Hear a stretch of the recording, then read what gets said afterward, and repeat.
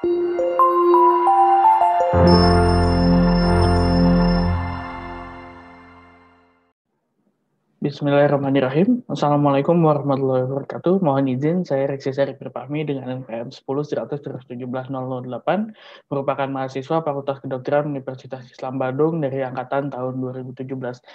Mohon izin waktunya rekan-rekan untuk saya ingin melakukan presentasi mengenai karya ilmiah saya. Untuk judul yang saya bawakan di sini adalah hubungan indeks massa tubuh dan asupan serat terhadap kejadian hemoroid pada dewasa, di mana di sini metodenya saya lakukan dengan literatur review, lebih tepatnya itu dengan scoping review. Nah, sini ada pendahuluan dan merupakan latar belakang saya juga mengapa saya membawa judul ini. Pertama itu dari angka epidemiologi. Dari banyaknya angka epidemiologi mengenai hemoroid ini, itu salah satunya saya mengambil dari Amerika Serikat dengan angka 4,4% pada populasi umum, dan juga survei mandiri yang saya lakukan pada RSUD Alisan terdapat 129 pasien hemoroid tercatat pada tahun 2019. Dan juga hemoroid ini sendiri mengganggu aktivitas bagi penderita hemoroid itu sendiri, baik pada populasi umum dan juga populasi pekerja. Dan tingginya angka obesitas dan kurang asupan serat pada penduduk Indonesia merupakan salah satu latar belakang saya juga, di mana angka obesitas bisa kita lihat dari Riskesdas tahun 2018, peningkatan dari tahun 2007 hingga 2018, angka obesitas akan selalu meningkat. Begitu juga dengan angka asupan serat, kurangnya asupan serat pada penduduk Indonesia, yaitu pada tahun 2018 menyentuh angka 93,5%. Dan juga kurangnya penelitian nasional mengenai hemoroid, saya lakukan juga dengan survei mandiri, dan saya mendapatkan kurang dari 1.000 mengenai faktor risiko pencetus hemoroid pada tahap nasional. Nah, di sini merupakan anatomi anal kanal. Anatomi anal kanal ini merupakan pada lokasi hemoroid itu terjadi pada rectal venous plexus itu sendiri, atau kita sebut sebagai anal cushion. Anal cushion ini terletak pada anal kanal yang membentuk suatu bantalan anal, di mana nanti akan terjadi dilatasi pena yang menyebabkan pembesaran pada bagian plexus pena ini. Nah, untuk faktor risikonya pada prinsipnya berhubungan dengan disintegritas jaringan, di mana variabel yang saya teliti adalah kurang asupan serat dan juga indeks massa tubuh. Nah, di mana pembahasan kurang asupan serat nanti akan berhubungan dengan konstipasi. Insya Allah akan saya bahas pada topik pembahasan selanjutnya. Nah, kemudian pada studi ini saya mengharapkan adanya output atau luaran studi berupa prevensi atau edukasi, salah satunya mengenai obesitas, yaitu mengenai modifikasi gaya hidup, yang prinsipnya terdapat 3 aspek utama, yaitu terapi diet, aktivitas fisik, dan modifikasi kebiasaan. Begitu juga dengan anjuran asupan serat yang saya gunakan berdasarkan anjuran dari WHO, makan setidaknya 400 gram atau 5 porsi buah dan sayuran yang merupakan sumber utama dari serat. Nah, berikut merupakan kerangka pemikiran saya, di mana saya ada obesitas yang berhubungan dengan penekanan pena plexus dan juga tidak konsumsi makanan berserat berhubungan dengan konstipasi. Kedua hal ini nanti akan berhubungan dengan disintegritas jaringan yang nanti akan menyebabkan terjadinya hemoroid pada suatu individu. Nah, metode dan subjek penelitian untuk populasi, saya menentukan, saya menggunakan jurnal nasional dan juga internasional, dan juga sampel saya mendapatkan 13 artikel total untuk dilakukan penelitian. Nah, berikut kriteria inklusinya. Saya mengambil database dari total 5 database dan juga mengambil rentan waktu pada penelitian itu tahun 2011 hingga 2020 atau 10 tahun. Dan tipe artikel yang saya gunakan adalah penelitian observasional dan juga artikel yang dapat diakses penuh dan juga artikel bahasa Indonesia dan juga bahasa Inggris.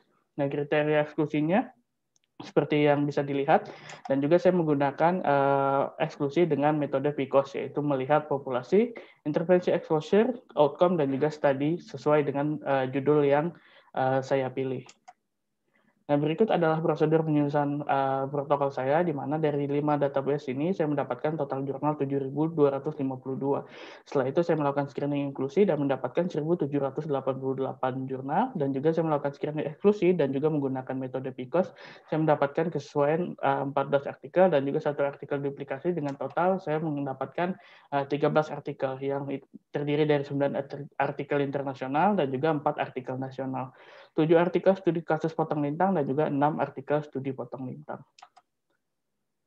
Nah, di mana pertama adalah pembahasan. Nah, pembahasan mengenai faktor indeks massa tubuh. Nah, pertama, di mana pada individu obesitas terjadi penumpukan adiposit lemak tubuh dan juga lemak visceral. Hal ini nanti akan berhubungan dengan peningkatan tekanan dari intraabdominal yang nanti akan memberikan efek stresor pada bagian otot sphincter. Hal ini jika terjadi secara terus-menerus nanti akan berperan terhadap kongesti pena atau dilatasi pada pena plexus hemoroid. Nah, dan juga indeks massa tubuh juga berperan dalam inflamasi. Jadi penumpukan lemak tubuh dan juga visceral akan memicu pengeluaran sitokin inflamasi yang nanti akan menjadi suatu gejala pada pasien, salah satunya adalah gejala nyeri. Di mana saya mendapatkan 7 artikel yang signifikan berhubungan dengan indeks massa tubuh, berhubungan dengan hemoroid, dan juga 2 artikel yang tidak signifikan. Kemudian ada faktor asupan serat, di mana pada prinsipnya sama, serat ini nanti akan berperan terhadap konsistensi feses. Jadi ketika feses tidak dikeluarkan dalam waktu semestinya, penyerapan H2O pada saluran anal akan selalu meningkat, sehingga feses itu akan susah keluar dan menyebabkan suatu individu membutuhkan proses yang lebih untuk mengeluarkan suatu feses, di mana hal ini nanti akan berperan terhadap peningkatan intraabdominal yang bisa menyebabkan kongesti pada vena plexus itu sendiri. Nah, di mana saya mendapatkan 4 artikel yang signifikan dan juga 1 artikel yang tidak signifikan yang mengatakan bahwa faktor asupan serat berhubungan dengan kejadian hemoroid. Hasil yang dari beberapa artikel yang saya dapatkan tadi, terdapat beberapa hasil yang tidak signifikan. Hal ini berhubungan dengan jumlah sampel yang kurang, kemudian waktu penelitian yang kurang lama, dan juga masing-masing faktor individu yang menyebabkan penelitian ini, datanya itu bisa menyebabkan bias. Nah, kesimpulan dan saran berdasarkan hasil scoping review ini, saya mendapatkan kesimpulan bahwa indeks massa tubuh dan berpengaruh terhadap kejadian hemoroid, dan juga asupan serat yang mengarah terhadap kejadian konstipasi berpengaruh terhadap terjadinya hemoroid. Cara akademik di sini berdasarkan data scoping ini, penelitian ini selanjutnya dapat meneliti faktor risiko yang lain yang berasosiasi terhadap terjadinya hemoroid, baik faktor memberat maupun faktor yang mencegah komplikasi hemoroid. Dan juga saran praktis saya harapkan di sini pada setiap individu dewasa bisa mencegah kejadian hemoroid dengan mengukur indeks massa tubuh apakah normal atau obesitas, dan mencegah obesitas dengan pola hidup yang sehat. Begitu juga dengan pola makan asupan serat, kita bisa ukur sendiri sehingga masing-masing individu bisa mendapatkan asupan serat yang cukup untuk menghindari beberapa penyakit tidak menular. Mungkin pada studi ini fokus pada kejadian hemoroid. Mungkin sekian saja dari saya. Banyaknya kesalahan, saya mohon maaf atas nama pribadi. Sekian dari saya. Assalamualaikum warahmatullahi wabarakatuh dan terima kasih.